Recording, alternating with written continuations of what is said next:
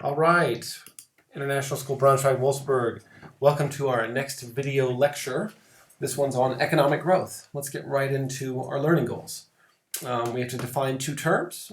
We need to be able to, by the end of this video lecture, you should be able to show short-term growth using either a PPC or ADAS curve. Also to demonstrate long-term growth using a PPC or LRAS curve.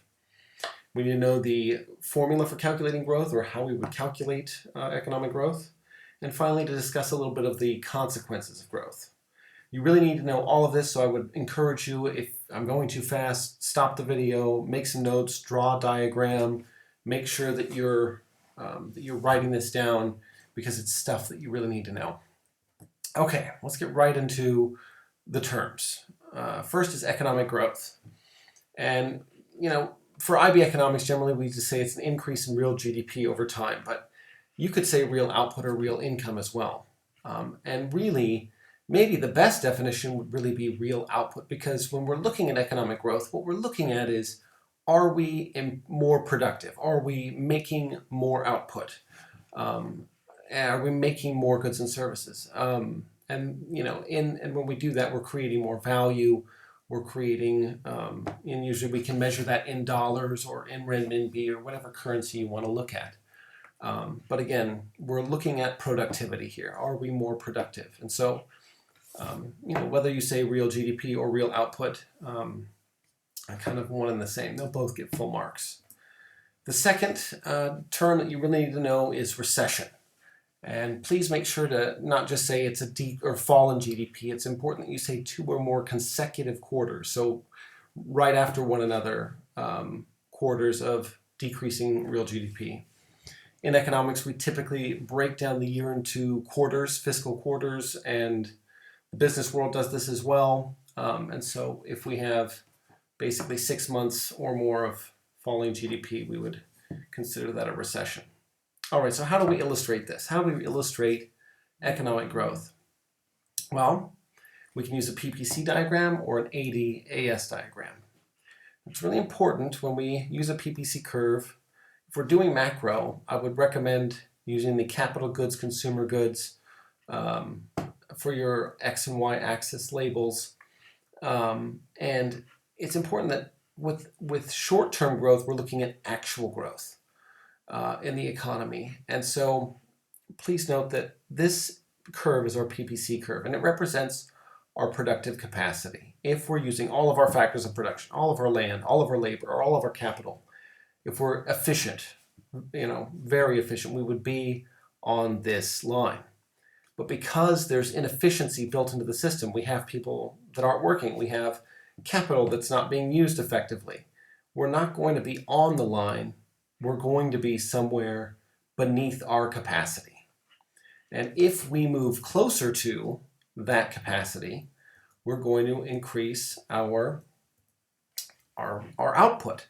So you can see that output in consumer goods is rising from here to here, and output in capital goods is also rising from here to here. So we can do a variety of things to cause us to move closer. Maybe the government puts new measures in place to reduce unemployment. And when unemployment drops, then we're using more of our resource labor. And so we're getting closer to that productive capacity line. All right, the other way that we can illustrate in short-term growth is by using AD and AS. And we could just say there's an increase in aggregate demand, and this can illustrate short-run growth. And maybe we could say for a variety of reasons it increased. Maybe there was more consumption or more investment. Maybe because business confidence was high, or there was an increase in wealth, or maybe there was an increase in government spending. But whatever reason, aggregate demand rises. And what that happens there is that we say that real GDP or real output rises from Y1 to Y2. So if there's more demand for goods and services, and we have increased output from that rising demand, then it looks like the economy is growing. And that's how we illustrate it in the short run. Now, the short run, please note with AD that it fluctuates from quarter to quarter. And it's same with, when we look at with the actual growth rate, it's changing every quarter, it's changing every year. It's very rarely the same number because there are so many different factors that affect it, just like there's so many factors that affect aggregate demand, that in the short term there's a lot of fluctuation. Now, long term, it's important to note with the long term that we're talking about here improving our productive capacity or improving the quality or the quantity of the factors of production. So if we improve the factors of production, which usually takes a longer period of time, it doesn't happen from one day to the next, then we're seeing improvements in our productive capacity. And we'll talk to you about how can we illustrate that. So first, with a PPC diagram, what we would show is an increase, or an outward shift rather, in our production's possibilities curve. So we would have the whole curve move outward or to the right. And the reason why this happens is maybe we have an improvement in labor, or whether maybe we have a better education system, and because as a result of a better education system, our factors of production are more productive. Could also be that we have an increased quantity of labor or an increased quantity of capital. When we have better factors of production, then it should be that the PPC curve shifts outward, and now we're able to produce even more goods and services. So this is potential growth, though. This isn't actual growth because we're not on this line, but if we improve our factors of production, it should increase our productive capacity and shift it outwards. It's also possible for this to shift inwards too. You could have a decrease in productive capacity. It could be that in some countries like Syria, where the country has been torn up by war, and factories have been destroyed, or the population has dropped, the PPC curve would have moved inward. So it's possible to move either way, but generally, if we're illustrating economic growth, in the long run, we're saying that there's an improvement in FOPs. We can also do this with long-run average aggregate supply. Just note that this LRAS curve is really the same thing, kind of, on some level, as the PPC curve, because they both represent productive capacity. They both represent the use of all of our factors of production. So if you simply shift LRAS to the right and state that we've improved the quality of our factors of production, maybe, like we said before, better education, or more workers, or more capital, or better capital, this would shift LRAS to the right, and our productive capacity, or our real GDP, real output, would be rising from Y1 to Y2. And so this is another way to show it in the long run. A little bit different in the short run, but maybe you notice that in both of these, we're actually able to make more, and it's not just a short run shift based on maybe rising demand or some sort of short run change. All right, finally, we can also have a situation where we're having rising aggregate demand and rising long run aggregate supply. Maybe this is because our population is rising. As the population rises, we're demanding more goods and services, but also we've got an increase in population. That's a factor of production, so we've got more workers. You could say maybe investment. So if investment increases, AD shifts to the right because that's a component of aggregate demand, but if we've got better capital, you can also say that LRAS is shifting as well. So you could illustrate both in short run and long run in one diagram by saying that maybe if with an increase in investment or whatnot, or an increase in population, maybe due to migration, not only were we having more demand for goods and services, but we're also having greater productive capacity and more output. So you could illustrate both. Finally, you could, in theory, show that all three are shifting. And maybe a good example of this would be capital, right? Physical capital. I'm talking about tools and equipment. Investment is a component of AD. If we have increased levels of investment, we'll move from AD to AD1. Businesses are purchasing more technology, better technology, so they're purchasing more capital. At the same time, if this capital is more efficient and it's reducing the cost of production, you might say that SRAS is shifting to the right too, because it's lowering the cost of production, and so that's also it's also shifting to the right, which is increasing real GDP. And as a result, maybe because of our increased investment and our lower production costs and improved capital, you could also shift LRAS to the right, and this would also demonstrate an increase in real GDP. Okay, so those are the ways to illustrate it in the short run and the long run. Let's talk about how to calculate it, and it's pretty simple. It's just like it's the percentage of change formula that we learned with elasticity. You just do GDP new minus GDP old divided by GDP old times 100. So the IB might give you some statistics. And all you need to know is they'll give you the GDP probably on a table, and you would have to look at the new versus the old, and then you'd be able to figure out the rate of change, the rate of growth. It's pretty simple. Just write down the formula. We'll move on. All right, well, let's talk about the consequences of economic growth. What is economic growth? What does that mean in real world terms? What is it doing to the world? And one way that we can see this is improving living standards. Generally, when the economy grows, living standards are rising. And if you look at a place like China, 40 years ago, basically you had a situation where 90% of everybody in China was living in extreme poverty, making less than $2 a day. Many were doing, very, labor in rural areas that was associated with farming, whereas China has grown tremendously over the last 40 years. Their economic growth has been astounding, and now we have a situation where 99% don't live in extreme poverty anymore. I mean, basically it's like these triangles have flipped.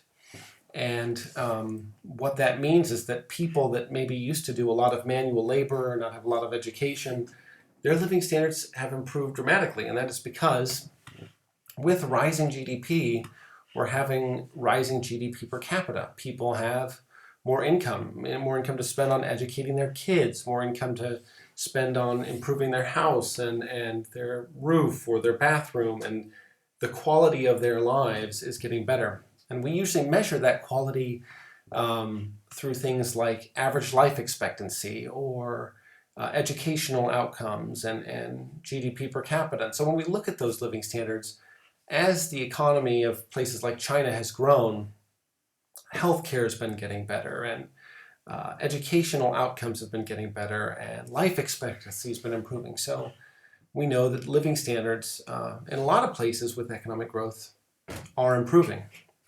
Now, it's also important to note that it depends on the country. In a lot of LEDCs, when we have economic growth, generally it does lead to living standards improving. But in some situations, if you have extreme inequality, there are countries like Angola where you had a lot of growth, but there's so much income inequality, all that money or all the wealth, the value of the increased output is going to such a small group of people that living standards aren't really rising. So it's important to note that in some LEDCs that it's rising, and as GDP is going up, living standards are improving. But in some places, if income inequality is really, really bad, it's not really improving the living standards. With MEDCs, or more economically developed countries, this really depends on the country and the laws.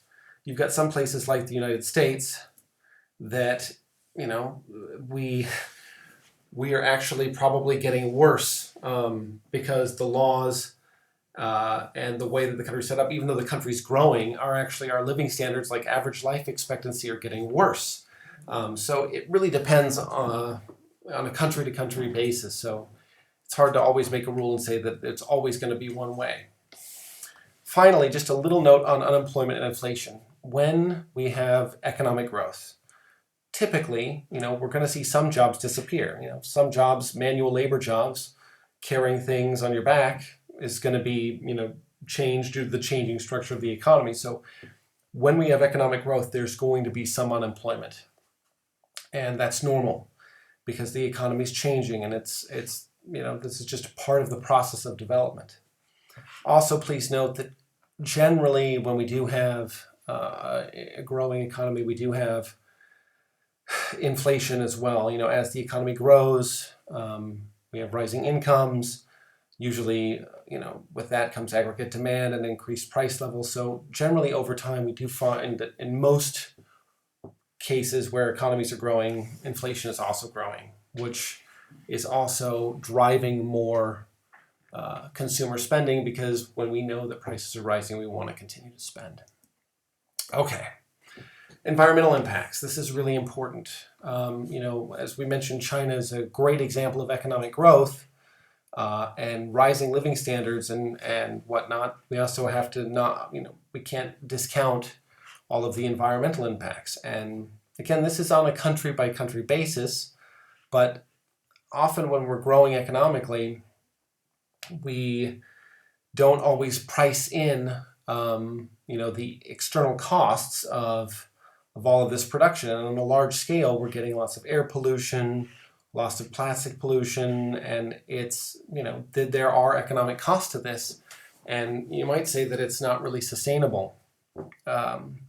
So it's just important to know that you might draw a negative externality diagram of production when you're talking about an essay on, economic growth, and to say that one major sort of flaw in this is that in countries where, you've got high levels of growth, places maybe like Indonesia or China 20 or 30 years ago, companies were attracted to these countries because they thought, oh, well, they've got really lax environmental laws. So, we can go there, the labor's cheap, and, there's not a lot of laws to protect the environment, so we can make a lot of money. And so, sometimes one of the trade-offs is, hurting the environment.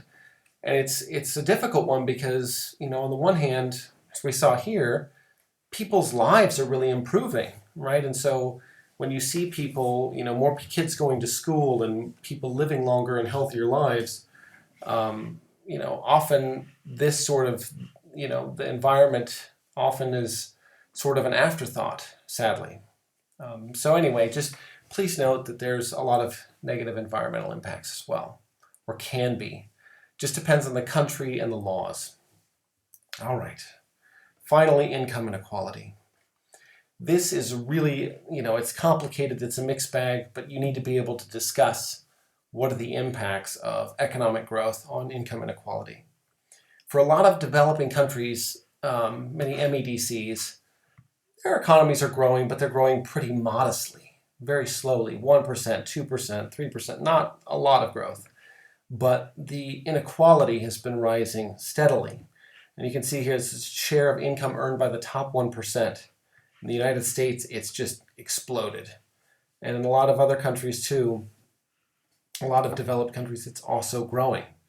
There's very few countries where it's, except for maybe France, which is pretty close, it's getting worse almost everywhere. But it depends. Again, it depends on the laws that you have in place and how you enforce your tax laws, or how progressive your tax system is, that determines that. Finally, in LEDCs, again, it's very mixed. In some countries, like we were mentioning China a moment ago, this is actually China's Gini coefficient. This is the coefficient, this is the year. And Gini coefficient, just note that lower is better. And you could see initially that it was rising for a little bit from 2003 to 2004, and then it's been dropped for basically almost six years after that. And it rose a little bit, but generally China, for the better part of the last 10 years, has been improving in income inequality. So in some countries, it just depends. Like if you've got laws set up so that that the wealthy have to pay more taxes, or that there's more of a social safety net in place, then you're going to see improvements in income inequality.